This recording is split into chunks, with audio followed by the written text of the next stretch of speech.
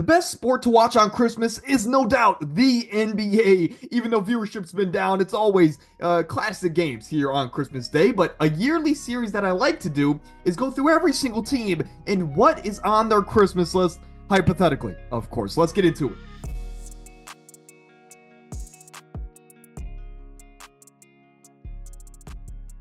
Before we jump into my Cleveland Cavaliers, of course, I want to say happy holidays, whether if it's Christmas. Of course, I'm in the spirit. Also, it's covering up for a bad hair day. But happy holidays to you guys, right? Spend a lot of time with your friends and family, and hopefully, whether if it's football, the NBA, you're tuning in to the world of sports. But let's kick it off here with my Cleveland Cavaliers. Trading for a wing. Now, this is down the line, but a Jeremy Grant, a Herb Jones, someone of that caliber, I believe to be championship level. We need to get a defensive wing, a guy that we can throw on the Tatums, the Giannis's of the world, and let our other stars control the offensive end. I don't think Isaac Okoro is that guy. So on our Christmas list is a defensive wing. For the Boston Celtics, stay healthy, stay the course, really all that good stuff. It's a basic answer, but it's a great answer, especially for a guy like Kristaps Porzingis. If we can stay healthy as our core five, we're going to have a chance to go back-to-back. For the Knicks, same thing. Stay healthy and stay the course. Now, they play a lot of minutes under Tibbs, but again, I love the confidence and the continuity that we're seeing out of this team. I mean, the other night, Brunson just had like 20 and a quarter against the New Orleans Pelicans, brought them all the way back. And again, he won that game by himself with Karl-Anthony Towns only giving them like 8 points and 8 rebounds due to foul trouble. For the Magic, talking about a team that's had so much bad luck this season, they need a Christmas miracle, and that is to have both of their star players back and healthy because they're a top 3 seed in the East, and both of these guys have been out for a good part of the season. For the Milwaukee Bucks, quality depth, not just any depth, but getting a guy like Cam Johnson or DFS from the Brooklyn Nets would be huge for this team, especially when we talk about a deep playoff run potentially there in Milwaukee. For Miami, what to do with Jimmy Butler? Do you trade him? Do you keep him? How do you make him happy if you decide to keep him? But if you trade him, who do you trade him to? And can you get enough in return for a guy, the caliber of Jimmy Butler, excuse me.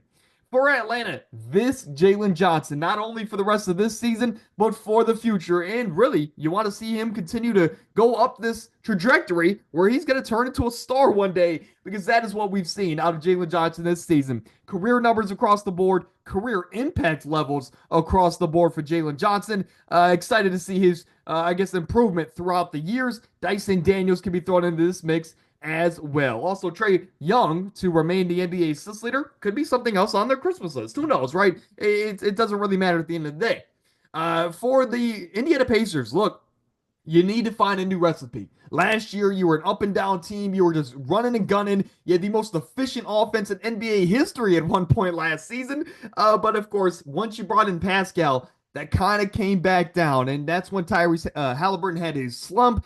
And seemingly, he hasn't been able to get out of that slump. Now, we need to get him hot. We need to get him going. And I think at this point in time, doing the same thing that is obviously not working for this offense is not going to fix anything. So let's find a new recipe for the Indiana Pacers going forward. Of course, a lot of your moms and grandmas out there, they like new recipes. Pacers need to do the same thing.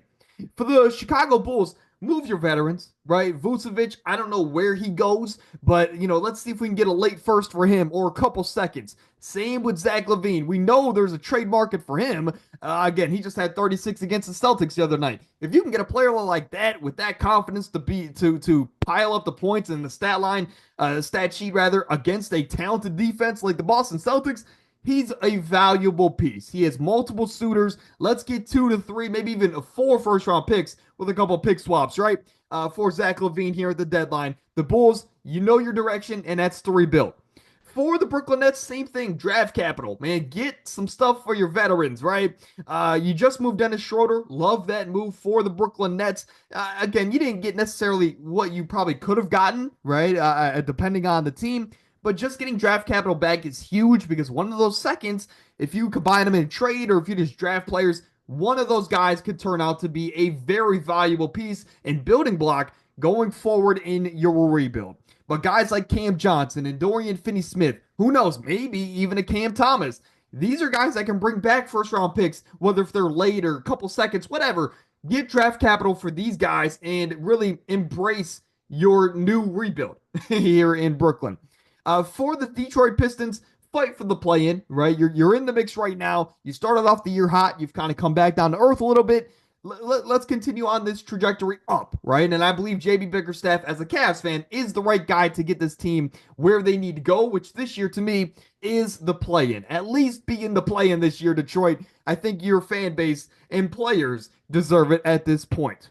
For the 76ers, just get back in the mix, right? You've had a lot of injuries to start the season, but if you could just get back in the mix, get in the play-in, I can promise you no play-in team wants to see a healthy Sixers, and no first-round team, especially a 1 or 2 seed, wants to see a healthy Joel Embiid and Sixers squad in the first round, because even if that team can beat the Sixers, they're going to be a lot more worn down than they want to be here with a first round matchup. So the Sixers just get back in the mix, because with the talent and the MVP that you have, you always got a shot. You just need to be healthy.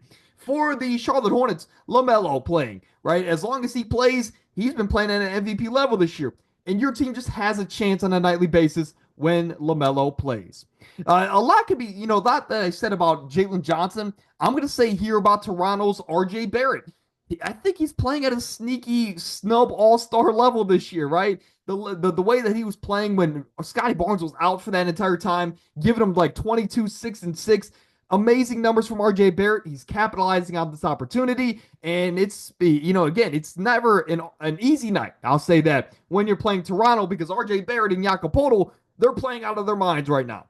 And then finally in the Eastern Conference, the Washington Wizards on their Christmas list is one thing: Cooper Flag. That's it. Maybe move Kyle Kuzma as well.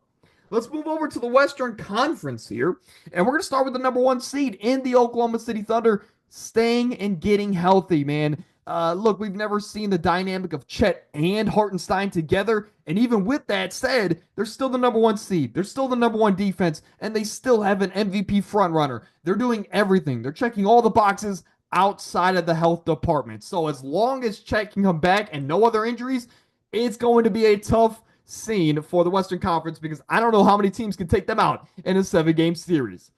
For the Memphis Grizzlies, continue staying under the radar, man. I had them as a top 3 seed in the West before the season. I was called crazy, but look where we're at now. A top 2 seed in the West by a comfortable margin. And of course, I think they're going to be a feisty team here in the playoffs. Now, again, they're a top 2 seed without Ja playing the majority, or at least more than half of the games. So again, continue staying under the radar. I don't think they're getting the recognition they deserve at this point in time. Marcus Smart is terrible. I want to throw that out there, but they're still working with it. They are a fun team to watch, and when Ja Morant's on TV, it's a must-watch game. I wish he was playing on Christmas. For Alperen Sengun, this defense all year, and this wasn't for Sengun, it was for the Houston Rockets, but if you can maintain a top 3 defense all year, when it comes to the playoff time, I know you don't have the experience on your side for your star players, but this defense is going to keep you in the games. And some of these star players like Sengun and Jalen Green, they eventually, with all the opportunity they could have, they're eventually going to find it, and they're eventually going to put your team over the top. So maintain this defense and this mentality, and again, the defense can take you places where you never thought you can go, like a top 3 seed in the Western Conference this far into the season.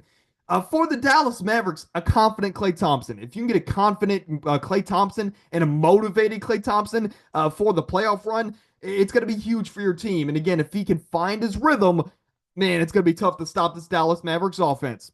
For the Clippers, it's Kawhi Leonard, right? We want to see him back on the court. I think NBA fans in general, a Christmas gift for us is just getting Kawhi back to playing basketball. Let's not forget he's a top 10 level player when he does suit up. For the Denver Nuggets, just like the Pacers, man, find the best recipe at this point with their salary cap situation. I don't know how many additions they're going to be able to make here at the trade deadline. Now, if they can pick up some of those veterans from Brooklyn, I would like that move, right? A quality piece on this bench to help out Jokic a little bit would be awesome, but I don't know how they're going to get that done at this point in time. So just find the best recipe, maybe mess around with the lineups a little bit here, experiment, Mike Malone. And again, what is the best way that we can make Jokic's job easier until the playoffs come around? Because that's when Jokic will be Superman. For the Lakers, give LeBron a chance, right? We know LeBron is about to be 40 years old here in a couple of days. Give him a chance to win his fifth ring. Give him a chance to go out, win a ring, and potentially hang it up after this season. Give him a chance. That's all I'm asking for. Be a top six seed. Put yourself in a situation to win a series. And then from there, give LeBron a chance to turn that switch on one more time to give us all NBA fans a bit of nostalgia. For Minnesota, somebody help Anthony Edwards. It's simple as that. Somebody step up and help this man, whether it's via trade or front office moves. For the Phoenix Suns, get hot, right, and stay healthy. It feels like every time that this team is healthy for a stretch of games, so one of them gets hurt, whether it's Kevin Durant or Devin Booker. They started the year 8-2 when they were fully healthy, right? Now, after that, Kevin Durant got hurt, and now Kevin Durant came back, Devin Booker got hurt. Stay healthy and find your rhythm. And I think if you could stay hot, it's a hot take, but I think they might be the biggest threat to the Thunder in the Western Conference if they're fully healthy in a 7-game series. For the Golden State Warriors, excuse me, stop this skid. I mean, at one point, you were the 1 seed in the Western Conference 10 games into the season, and now you're down to like 11-12. You are going on these 1-win, 3-loss skids, and you just can't have that when you want to be in a position with a 38-year-old superstar, 36-year-old, excuse me, and Steph Curry, where you don't want to put more on his plate than there already is. So put your team in a situation just like the Lakers. 36-year-old, let's get a top 6 seed and give our star a chance to turn that switch on one more time, and that is, of course, Stephen Curry. I like their roster a lot more than the Lakers, by the way. For the Spurs, whatever Wemby wants, right? I don't care how the season ends. We have seen a player at 7'3" reach 200 career threes faster than the likes of Steph Curry, Ray Allen, James Harden, and every other player in NBA history. Victor Wembanyama is a generational star, and we throw around that term a lot, and it's used loosely. But ladies and gentlemen, we all know this. He's an alien for a reason. Victor Wembanyama, whatever he wants. If he wants a Porsche, 2 houses, 3 mansions, you get this man whatever he wants because he is going to be your franchise cornerstone, and he's going to give your franchise a chance for the next 20 years. For the Sacramento Kings, I've been preaching this for the offseason. You need a defensive big man. I don't know who that is, whether if it's a Kevon Looney, right?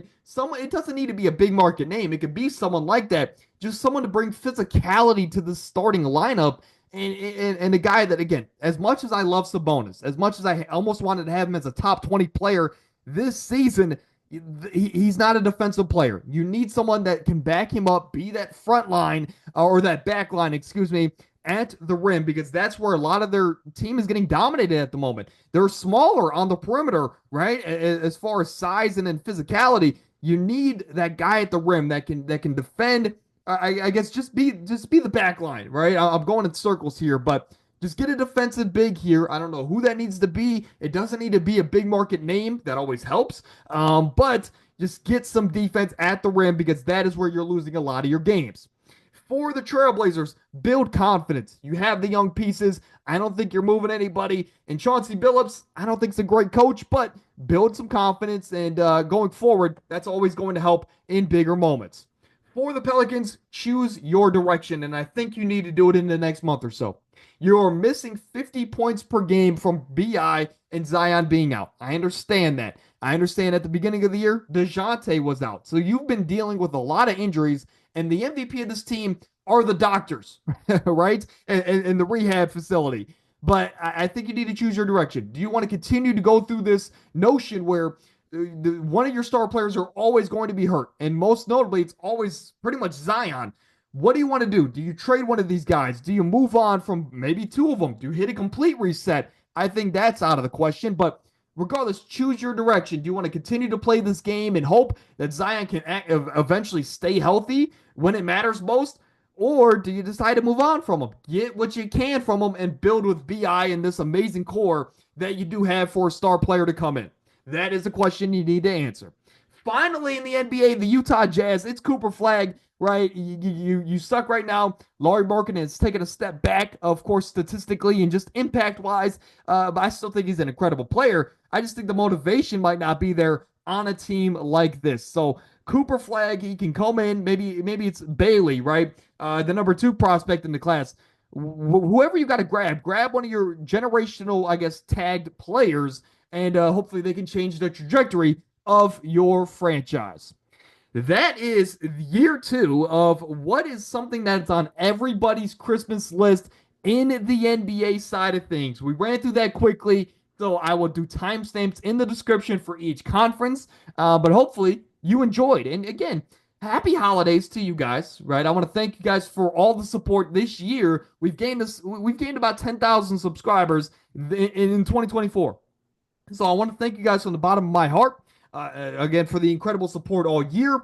And again, happy holidays. Spend a lot of time with your friends and family and enjoy NBA basketball and NFL football on Christmas Day. I mean, sports fanatics, it doesn't get better than this. But I'll see you guys tomorrow. Until then, go enjoy the holiday.